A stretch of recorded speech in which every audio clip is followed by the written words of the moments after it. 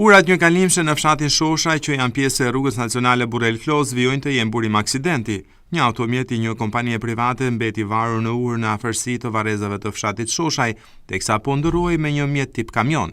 Automjeti privat nuk e ka vënë re sinjalistikën për gjerësinë e urës, e cila është për kalimin e vetëm një automjeti dhe ka vijuar lëvizjen, por më pas është detyruar të shmangë përplasjen e në fund ka ngecur në anën e sipërme të urës.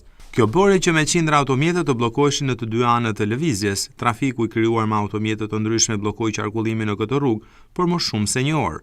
Është dashur ndërhyrja e policisë rrugore në mënyrë që lëvizja të rikthehej në normalitet. Janë 3 ura në fshatin Shoshaj me një sens lëvizje të cilat vazhdimisht kanë qenë burim aksidentesh. Të gjithë drejtuesit e mjeteve që kalojnë për herë të parë në rrugën Burrel Klos përballen thuajse në dëbefasi me kufizimin e sensit të lëvizjes, për arsye se edhe sinjalistika vertikale është thuajse padukshme për shkak të bimësisë.